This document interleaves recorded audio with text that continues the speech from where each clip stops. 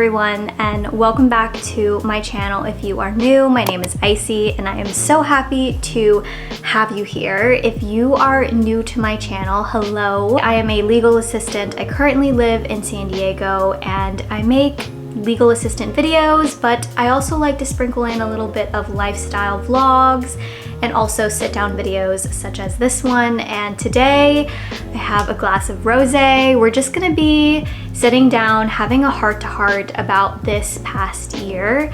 It is currently December 18th when I am filming this, and I'm hoping to upload this relatively soon after filming it because I just want to talk about how this year has been. Maybe this can be an opportunity for you as well to reflect on how 2023 has been, because I remember filming a video which I'm actually not even sure if I ended up posting it, but it was basically like a reflection video, and I was stumbling upon that video the other day and it really got me thinking about how I wanted to do another one for this year, and I think I filmed it around the same time.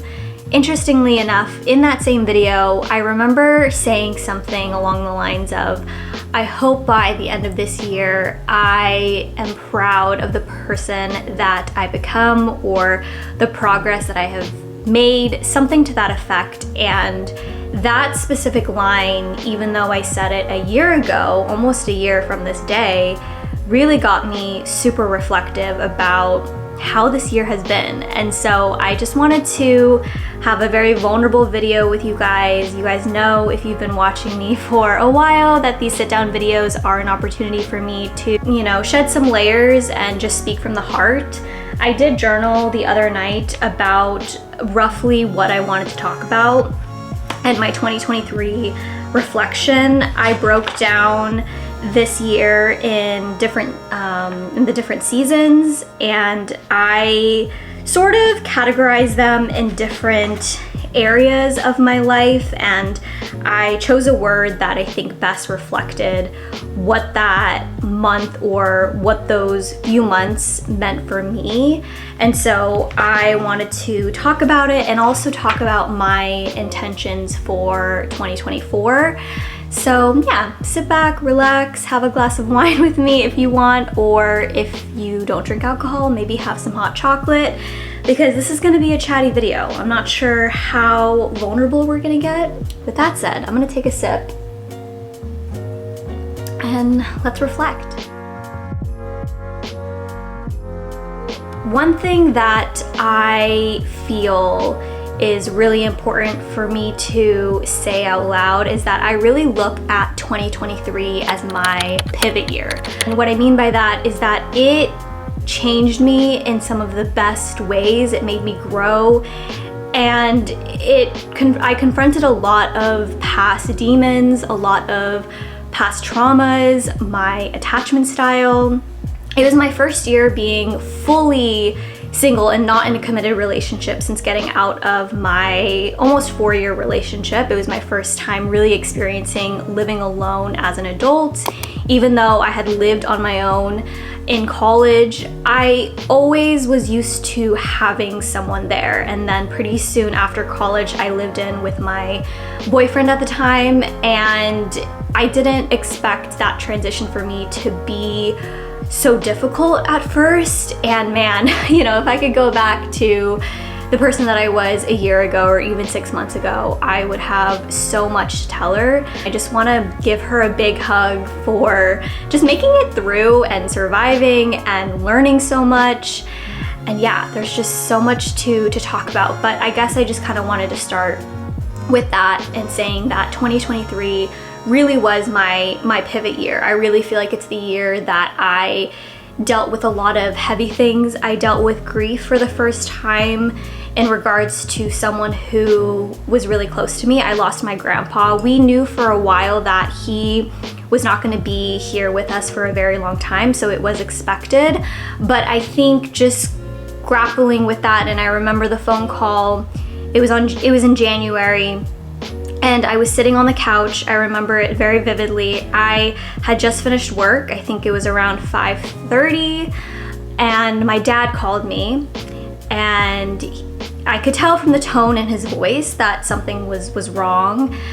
And he said, you know, your grandpa has passed away. And I'll never forget that moment. It's one of those moments where you kind of don't really know what to say.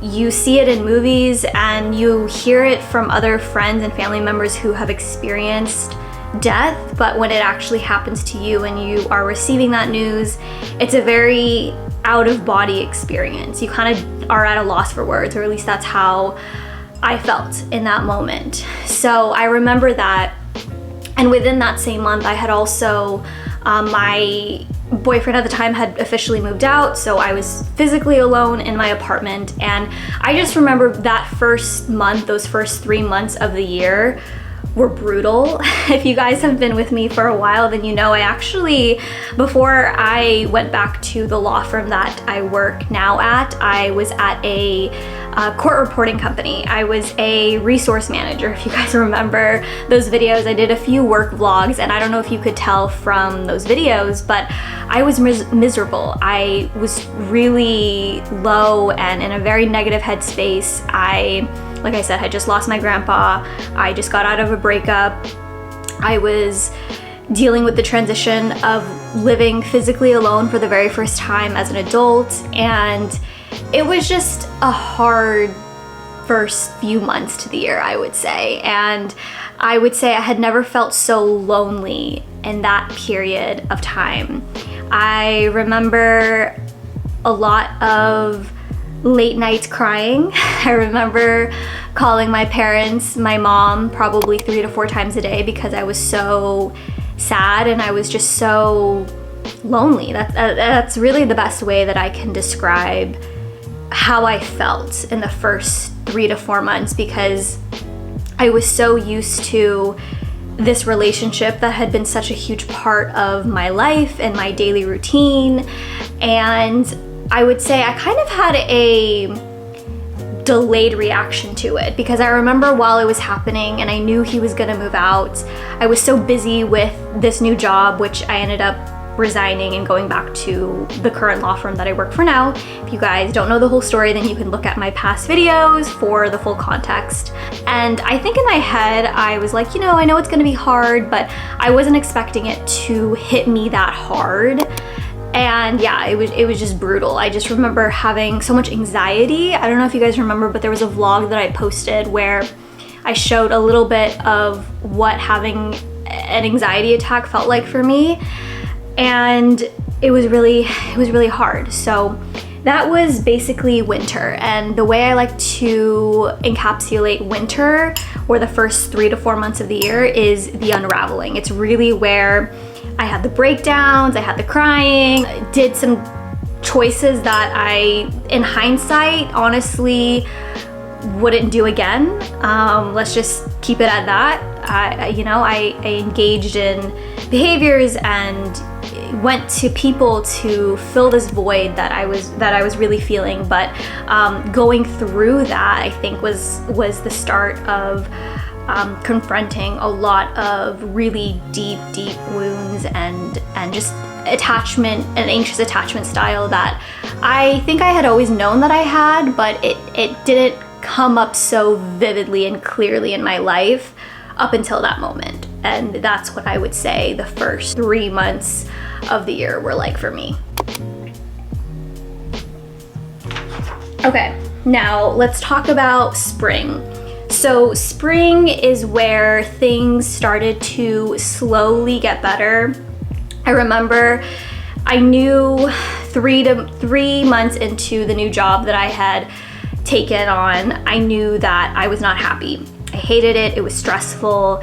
And I think there's something to be said about being stressed about a job that you care about and then being stressed about a job that you're miserable at. Because when you genuinely care about your job and you're passionate about it and you feel a sense of purpose, I think that stress and working overtime, I mean, even today it's a Saturday and I went into the office, but I genuinely love what I do. So for me, going the extra mile and having a little bit of stress for a temporary period of time, I don't mind that, because it's going towards something that I feel fulfilled by. But when you are stressed at a job that is mentally and emotionally draining you, and you also don't feel like you have the resources to succeed, it's a completely different story. So I remember in March, or actually I think it was, I'm not sure if it was like end of February, early March. Yeah, it must have been the first week of March, because I remember the day that I went back to my law firm that I'm at now, it was March 8th. And so it must have been the week before that where I decided that I was quitting. So I left that job at the court reporting company or deposition company, and I decided that I was gonna go back as a legal assistant. And I knew that even though I had stress at that job, ultimately that's what I really wanted to do. I loved working with the attorneys. I loved being, you know, and seeing how trial developed and how cases developed. And it's really where I discovered my passion for it. And I think that's something that I've learned about my own personality type, is that I'm definitely someone who stubbornly needs to learn the hard way, I guess, or I need to experience things for myself. And I would say a lot of people are similar to that, but I think for me, I've really learned that I'm just a very, I don't even know what the right word is to describe it, but I'm just someone who needs to experience it for me to fully understand what I want and what I don't want. I'm really not someone who can hear someone's advice and just kind of take it for face value and be like, okay, cool. Like, I have to go through my own experiences to determine whether or not that's something that is right for me. And so that was the first time in my career where I made a big decision to quit at the deposition company that I worked for. And then I took a leap of faith and I contacted my old boss, and I basically swallowed my pride and was like, hey, I am miserable at my current job. Do you have any room or any open positions where you would consider taking me back? And she, luckily enough, was like, yes, we actually do. And so I remember that being a first step toward taking control of my happiness. I do remember things slightly improved after that. I still had a very long way to go in terms of my growth emotionally.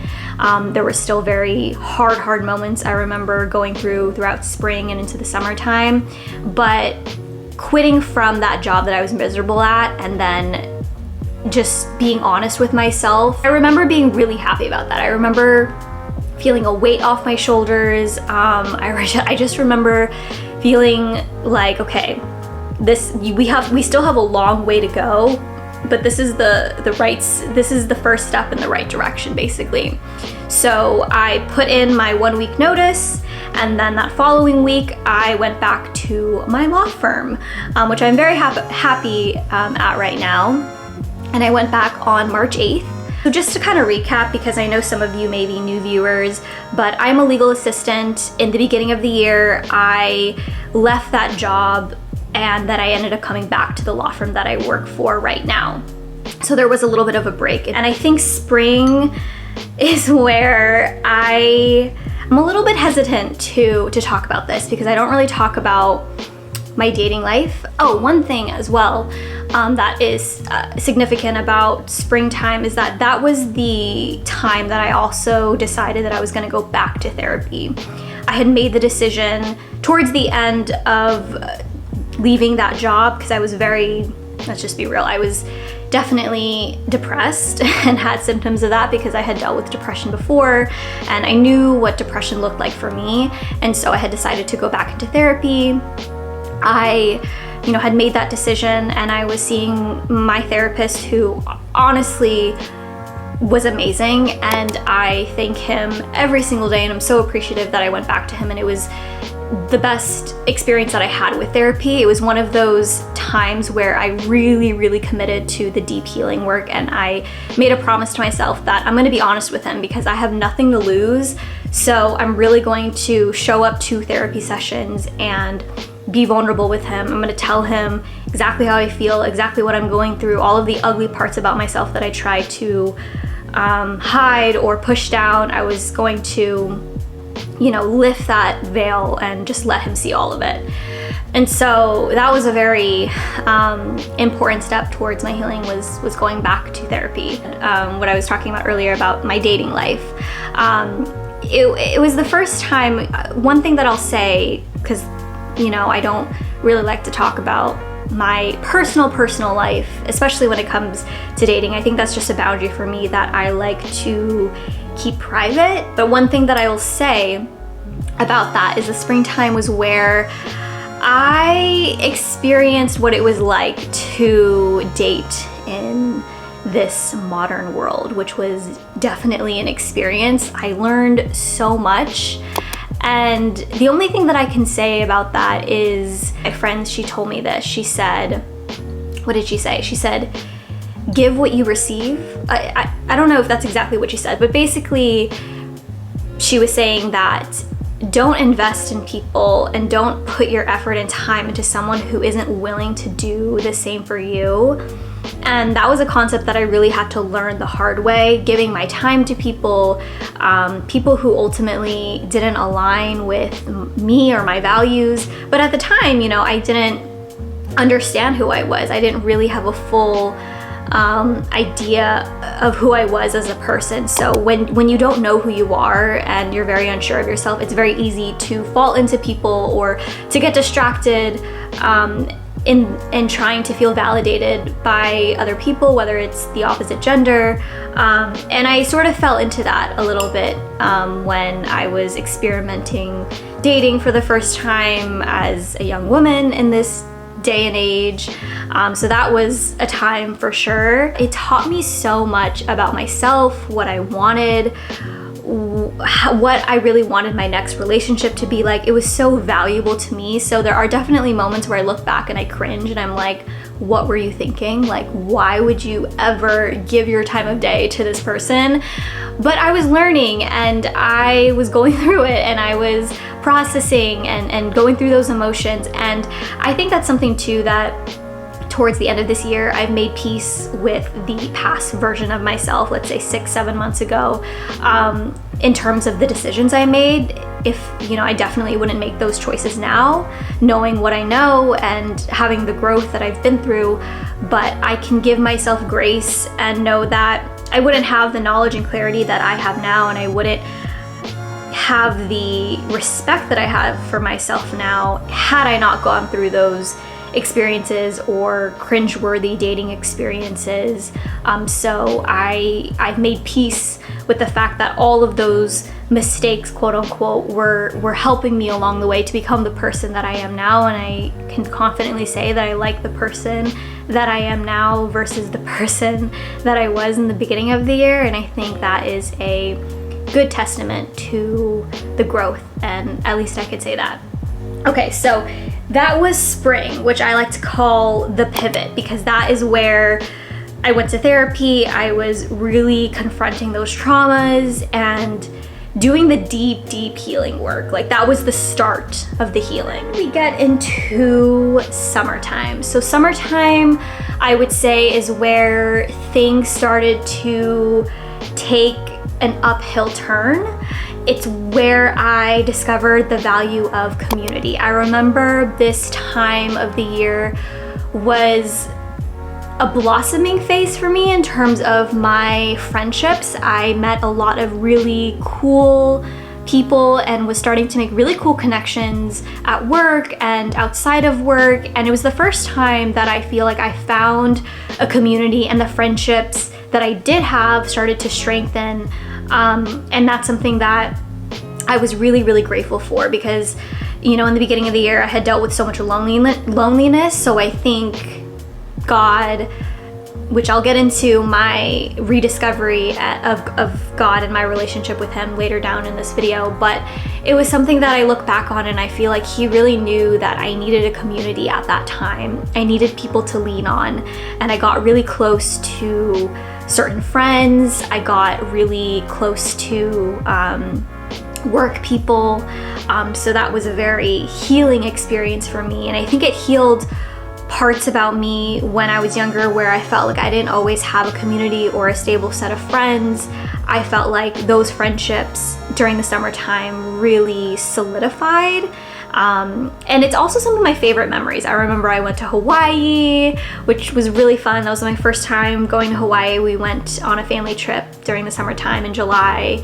I had one of my favorite birthdays. I remember just having a very simple birthday with one of my best friends, and spent it with my family. And then what else? Oh, how could I forget? The Taylor Swift Eras Tour, which was to this day one of my favorite memories of all time. I'm a huge Taylor Swift fan, if you guys didn't know that. I'm a Swiftie, and I went with one of my childhood best friends, so that was like a very full circle experience. So in general, summertime was just a really great time of year for me. Like it's really where I feel like I started seeing the light at the end of the tunnel. I started finding myself again, and I started feeling whole again. It was like the first time where, oh my God, like I'm actually happy, I think. You know that feeling where you have been in such a dark place, and you're starting to see the cracks of light, and you feel yourself coming out of that dark place, and you're like, oh, okay, like I think everything's gonna be okay. And so that's what the summertime was for me. YouTube at this time was also picking up and thriving.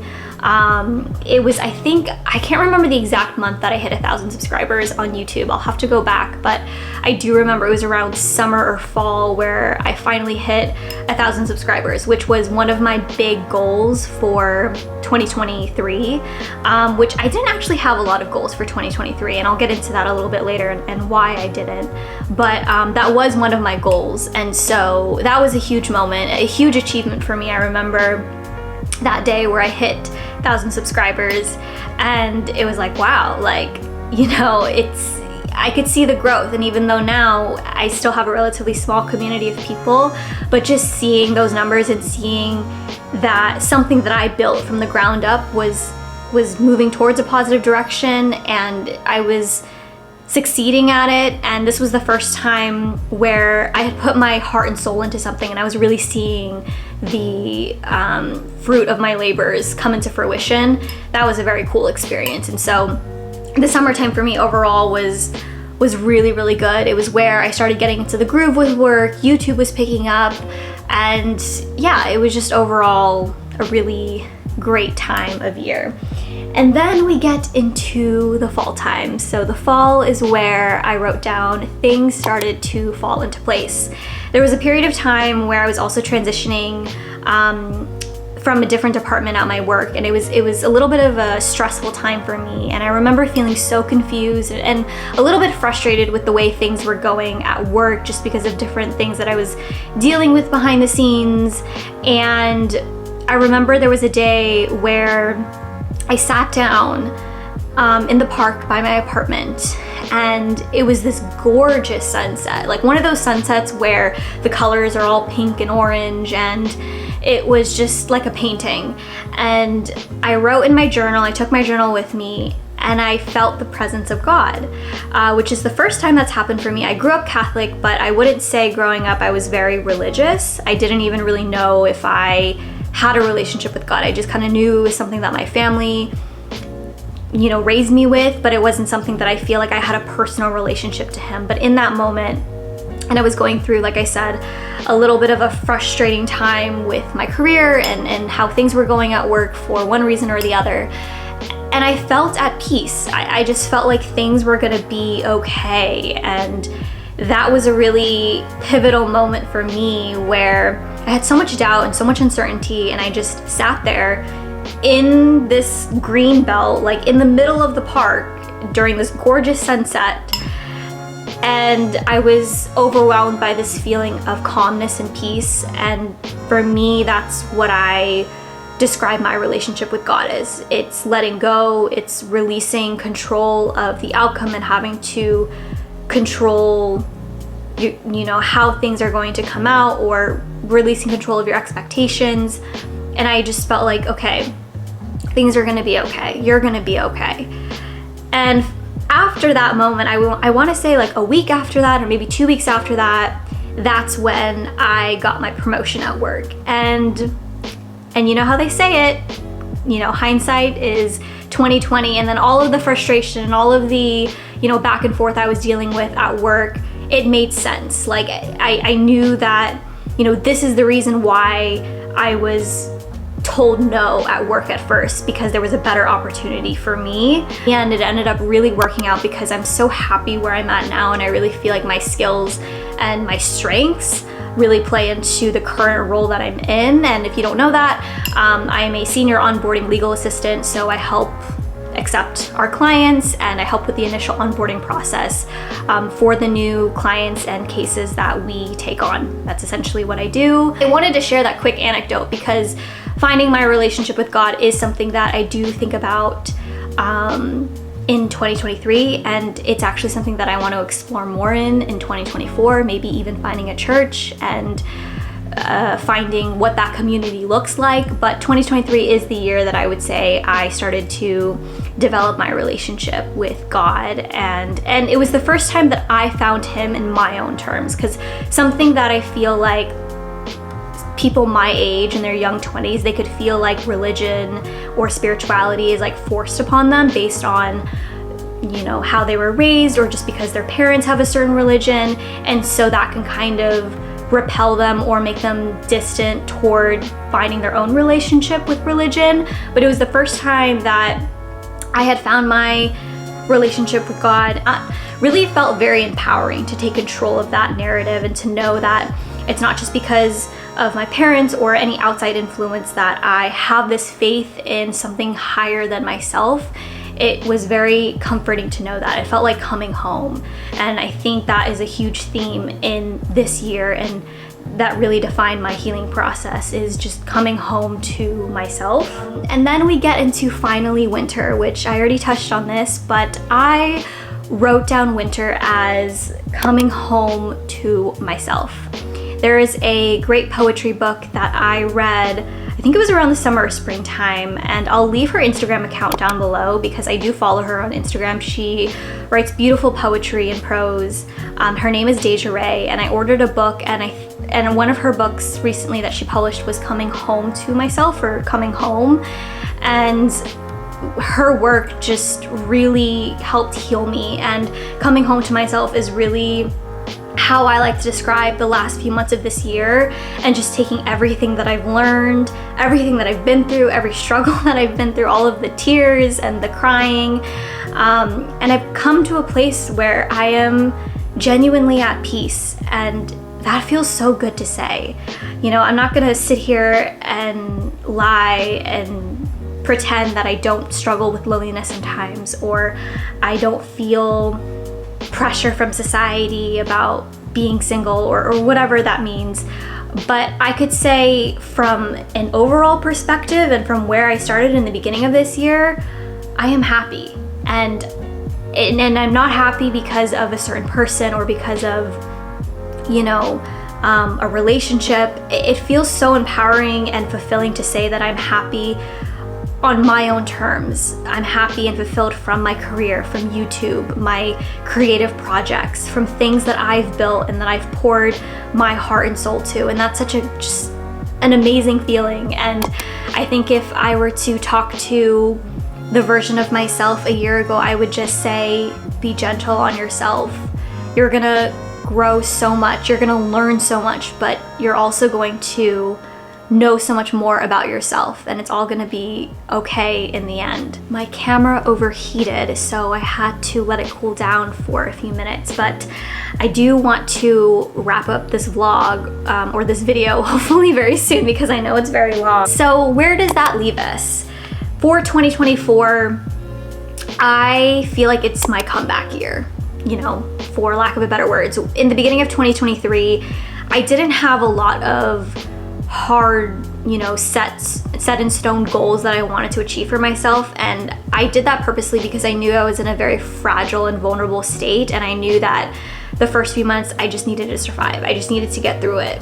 But this year and going into 2024, I feel so much more sure of myself, and I do have a lot of goals in terms of YouTube and in terms of what I want this channel to be, and even in terms of my career and maybe even law school, which I haven't even talked to you guys about, you know, law school and that whole conversation. And I think I'm gonna do a completely separate video about my 2024 goals and intentions and prepping for the new year. But I just feel excited. I feel elated and I feel motivated again. I feel like myself, and I haven't felt like myself in so long, and truly like myself, you know, like I said, like not tied to a specific person or like a specific relationship or a certain identity. Like I just feel whole in my being and in my essence, and it feels great. It feels like coming home to myself. I am going to wrap this video up here. I feel like I've chatted on for so long, but I hope you enjoyed this video. This was a heart-to-heart video, and being vulnerable with you guys, I like to think of these sit-down videos as more of like verbal diary entries. So maybe this inspired you to do some deep reflection as well on how you've grown this year and what you want next year to look like. But with that said, I hope you enjoy the rest of your day or evening where you're watching this. I'm gonna finish my glass of rosé, and I'll see you in another video. Bye.